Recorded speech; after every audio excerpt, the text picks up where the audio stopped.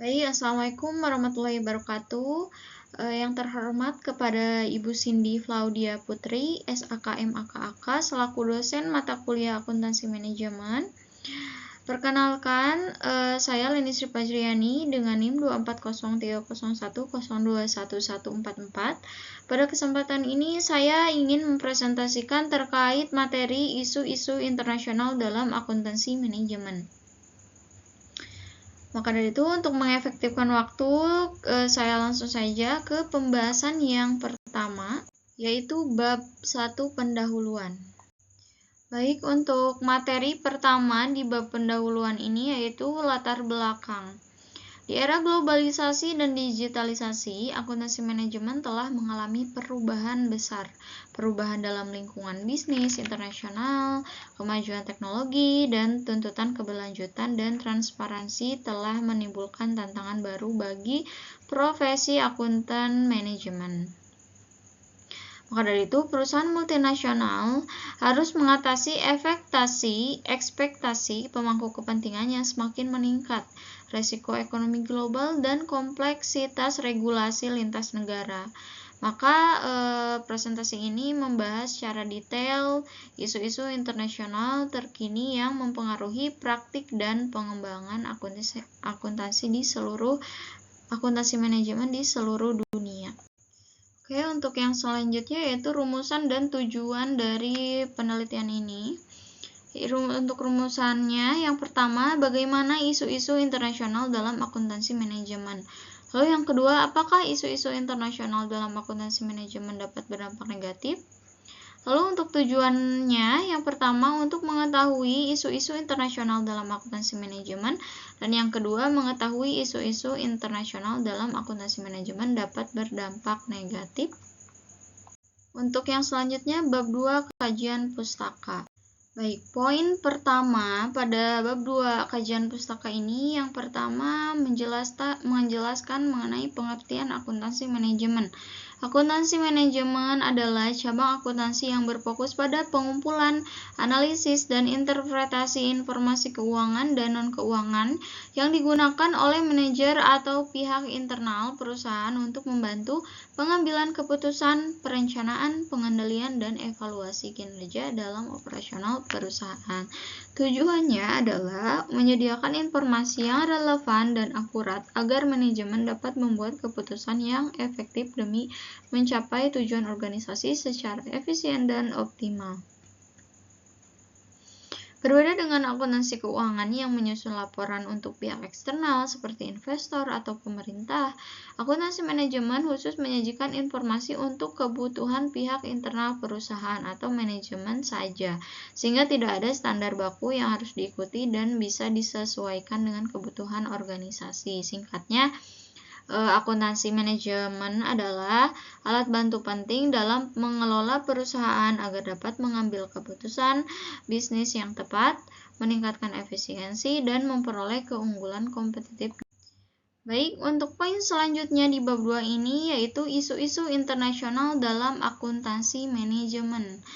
Poin pertama ada transportasi digital dan teknologi informasi. Otomatisasi, big data, artificial intelligence, blockchain, dan lainnya adalah kemajuan teknologi digital yang telah mengubah cara akuntansi manajemen dilakukan. Akuntansi manajemen sekarang tidak hanya mencatat dan melaporkan data keuangan, tetapi mereka juga dapat bertindak sebagai penasihat strategis karena mereka mampu mengelola data yang sangat besar dengan cepat dan akurat untuk membantu pengambilan keputusan bisnis. Lalu yang kedua yaitu desentralisasi dan dinamika organisasi global. Perusahaan multinasional cenderung menerapkan desentralisasi agar manajer lokal dapat mengambil keputusan yang relevan dengan kondisi setempat. Namun, perbedaan budaya, bahasa, dan sistem hukum antar negara menimbulkan tantangan koordinasi dan komunikasi yang harus diatasi dengan sistem informasi manajemen yang efektif. Lalu yang ketiga, kolaborasi dan pertukaran ilmu.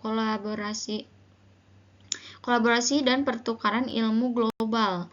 Nah, Kolaborasi lintas negara dan pertukaran ilmu menjadi penting untuk memperkuat wawasan global dan meningkatkan daya saing akuntan manajemen di tingkat internasional. Program pelatihan global dan sertifikasi internasional menjadi kunci pengembangan kompetensi. Lalu, isu-isu internasional dalam akuntansi manajemen yang keempat yaitu pelaporan keberlanjutan atau Sustainable Reporting atau ESG. Isu keberlanjutan menjadi sorotan utama di tingkat global. Kenapa? Karena akuntansi manajemen kini harus mengintegrasikan pelaporan keberlanjutan ke dalam praktik akuntansi. Tidak hanya sebagai tanggung jawab etis, tetapi juga sebagai kebutuhan bisnis dan regulasi. Nah, poin yang pertama ada integrasi ESG. Integrasi ESG ini pelaporan keberlanjutan kini menjadi bagian integral dari sistem akuntansi manajemen, mempengaruhi pengambilan keputusan di seluruh tingkatan organisasi. Lalu yang kedua tantangan, kompleksitas regulasi, perubahan budaya organisasi, dan kebutuhan peningkatan keterampilan menjadi hambatan utama. Namun, manfaat jangka panjang seperti peningkatan transparansi, efisiensi operasional, dan kepercayaan pemangku kepentingan sangat signifikan. Lalu yang ketiga, tren global. Nah, standar pelaporan keberlanjutan internasional terus berkembang dan menjadi perhatian utama bagi perusahaan multinasional. Lalu isu-isu internasional dalam akuntansi manajemen. Poin selanjutnya yaitu kompleksitas regulasi dan standar akuntansi internasional. Perusahaan multinasional harus mematuhi berbagai standar dan regulasi akuntansi internasional seperti IFRS yang terus berkembang dan semakin kompleks. Terus perbedaan sistem hukum. Jadi negara dengan sistem hukum common law cenderung lebih fleksibel, sementara kode law lebih kaku dan terstruktur, memengaruhi penerapan standar akuntansi. Lalu yang kedua, budaya dan norma sosial. Budaya nasional mempengaruhi transparansi dan cara laporan keuangan disusun. Lalu yang ketiga, pembedaan mata uang dan inflasi. Fluktuasi nilai tukar dan tingkat inflasi tinggi menambah kompleksitas pelaporan keuangan lintas negara. Lalu yang keempat, regulasi pajak. Setiap negara memiliki sistem perpajakan yang berbeda, menambah tantangan dalam konsolidasi laporan keuangan global. Lalu isu-isu internasional dalam akuntansi manajemen selanjutnya yaitu manajemen resiko global. Jadi ketidakpastian ekonomi global ini, perubahan kebijakan perdagangan, inflasi, dan volatilitas nilai tukar menuntut akuntansi manajemen untuk memperkuat sistem manajemen risiko dan pengendalian internal. Contohnya risiko nilai tukar. Perusahaan yang beroperasi lintas negara harus mengelola risiko translasi, risiko transaksi, dan risiko ekonomi akibat fluktuasi mata uang asing. Lalu yang kedua, hedging. Aktivitas hedging menjadi strategi utama untuk melindungi nilai transaksi dan menjaga stabilitas keuangan perusahaan. Lalu yang ketiga, pengendalian internal. Penerapan sistem pengendalian internal yang kuat sangat penting untuk mengurangi risiko fraud dan memastikan kepatuhan regulasi.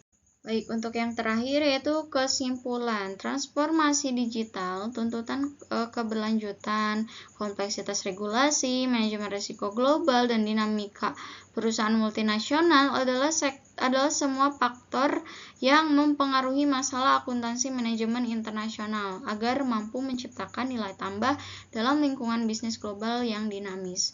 Akuntan manajemen harus mampu beradaptasi, menciptakan ide baru, dan berpikir secara global. Menghadapi tantangan dan manfaat peluang di era globalisasi membutuhkan investasi pada teknologi, pengembangan sumber daya manusia, dan komitmen pada etika dan keberlanjutan.